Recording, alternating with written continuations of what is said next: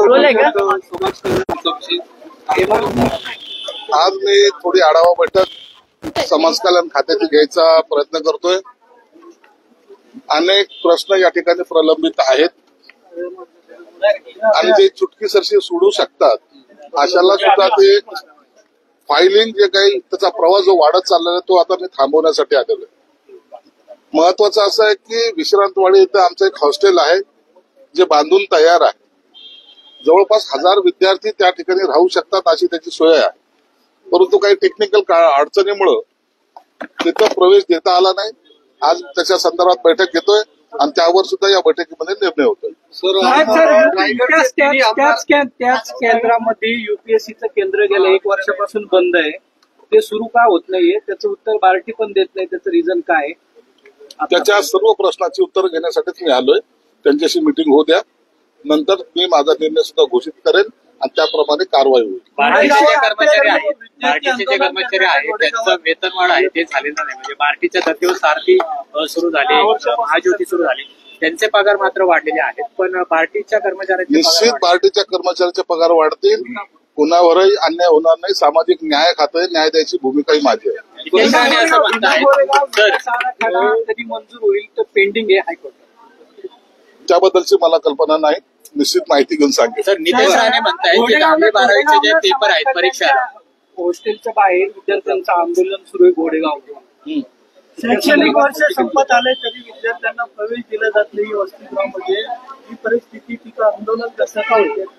निश्चित आता या सगळ्या का ऍडमिशन दिले गेले नाहीत, हॉस्टेल का रिकामे आहेत, किती कोणत्या ठिकाणी किती संख्या आहे, त्या सर्व बाबीचा आढावा मी आता आयुक्तांबरोबर बैठकीत घेणार आहे। सर, नितेश राणे असं म्हणतात स्कॉलरशिप आहे ते काही अधिकारी आणून ठेवतात त्या वेळेवर दिल्या जात नाहीत, त्या संदर्भात काय एकदा मला बैठक घेऊन द्या, सर्व निर्णय तुम्हाला या ठिकाणी जाहीर होईल। सर, मंत्री नितेश राणे असं म्हणाले की 10वी-12वीच्या परीक्षेला विद्यार्थी जे असतील जे बुरखा घालून परीक्षेला बसतील त्यांना तशी परवानगी देऊ नका, प्रवेश देऊ नका, ते कॉपी करू शकतात असं शिक्षण विभागाला दादा भुसेंना त्यांनी पत्र दिलेलं आहे। त्याबद्दल मला कल्पना नाही त्यांनी काय पत्र दिलंय, अशा पद्धतीने पत्र देणं योग्य आहे का? मला त्याबद्दलची कल्पना नाहीये। आता त्याच्याबद्दलची मी माहिती घेऊन निश्चित सांगेन। चंद्रकांत खैरेंना ऑफर होती का? तुम्ही दिली का? शिवसेना आणि भाजपने ऑफर दिली होती, ती कायम आहे का ऑफर? चंद्रकांत खैरेंना मीच ऑफर दिली होती, परंतु माझं न ऐकल्यामुळे त्यांचा जो काही पराभव झालाय त्याला ते स्वतः कारणीभूत आहे। काय माहिती ऑफर काय माहिती? आता कुठं, आता 5 वर्षांतर निवडणूक आहेत, आता ऑफर देऊन करायचं काय? तुमचे रायगडचे तिन्ही आमदार आता अजितदादांची त्यांनी भेट घेतली, रायगडच्या पालकमंत्रीपदाचा किड्या काय अजून सुटताना दिसत नाही, परत गोगावले तिकडे। काल कॅबिनेटची बैठक झाल्यानंतर मुख्यमंत्री आणि उपमुख्यमंत्री अजितदादा यांची बैठक झाली। काल शिंदे साहेब काय कारणास्तव बैठकीला उपस्थित नव्हते, म्हणून त्यांच्याशी चर्चा करून मला वाटतं आज उद्यामध्ये त्याचा निर्णय सुद्धा होईल। मंदिरामध्ये ड्रेस कोड केलेला आहे, लागू केलेला आहे, तर ठीक आहे ना। संस्कृती पाळायची असेल तर दर्शनाला जेव्हा देवाच्या जातो तर असे उघडे नागडे जाऊन देवाचं दर्शन घेत नसतात, म्हणून त्यांनी केलेला काही निर्णय चुकीचा नाही। संपूर्ण मंदिरांमध्ये मंदिरात जाऊच नाही ना, कशाला मंदिरात जायचं, त्यांना गरज काय? म्हणून आम्हाला आमची संस्कृती जपायची, आम्ही आमच्या पद्धतीने करू। एकनाथ शिंदे नाराज आहेत असं संजय राऊत म्हणतात की त्यामुळे काल कॅबिनेटला गावाला गेले तर नाराज, घरी राहिले तर नाराज, नाही आले तर नाराज। अरे हे नाराजी असणारा मुख्यमंत्री आमचा एकनाथ शिंदे आहेत का? ते लढणार आहेत, म्हणून काल घरगुती काही प्रॉब्लेम्स होते ते सार्वजनिक ठिकाणी मांडायचे नसतात, पण एवढं निश्चित सांगतो घरातला प्रॉब्लेम होता त्यामुळे ते काल बैठकीला उपस्थित नव्हते। गोविंद पानसरे हत्या प्रकरणात आरोपींना मुंबई उच्च न्यायालयाकडून जामीन मंजूर झाला। आता ही न्यायालयीन प्रक्रिया, त्याच्यात आपण काय बोलू शकतो? संदर्भात जी काही मध्यंतरी चर्चा सुरू झाली होती ती खरी होती का? मुख्यमंत्री पद देण्यात येणार होता का? उदय सामंत हे दावोसला गेले होते, त्या या आपल्याकडे मुख्यमंत्र्यांसोबत जे गेले होते ते आपल्याकडे गुंतवणूक आणण्यासाठी गेले होते। ऑपरेशन त्याचा काही गैरअर्थ लावून काही लोकांनी त्यांच्यावर काही टीका करायचा प्रयत्न केला, त्यांना कोंडीत पकडण्याचा प्रयत्न केला।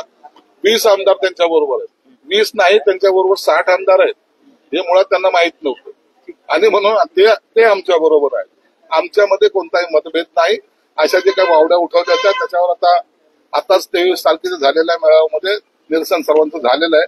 म्हणून आमच्याकडे येणाऱ्यांची संख्या वाढते. उभाटातील असेल की इतर पक्षातील असेल, लोकांचा आता पुन्हा आमच्याकडे प्रवेशाची प्रक्रिया सुरू झालेली आहे. कालच तुम्ही पाहिलं असेल शिवसेनेच्या उपनेते आमच्याकडे आल्यात. असाच हा जो पुढचा काळ जो आहे तो इन्कमिंग आमच्याकडचा इन्कमिंगचा आहे आणि उभाटाचा आउटगोईंगचा आहे. ऑपरेशन टायगर जेव्हा पर्यंत कुठेच नव्हते, एकनाथ शिंदे जेव्हा कुठेच नव्हते तेव्हा गणेश नाईक हे शिवसेनेचे सिनियर नेते आहेत असं संजय राऊत म्हणतात, आणि त्यामुळे एकनाथ शिंदेनी आता नवी मुंबईत जाऊन बैठका घ्यायला. अहो, गणेश नाईक त्या टायमाला जे होते त्यांच्याबरोबर आम्ही काम केलेलं आहे. परंतु एवढं निश्चित सांगतो, जेव्हा गणेश नाईकांबरोबर आम्ही आमच्यासारखे काम करत होते त्या टायमाला संजय राऊत हे चित्रलेखामध्ये खरडेघाशी करत होते.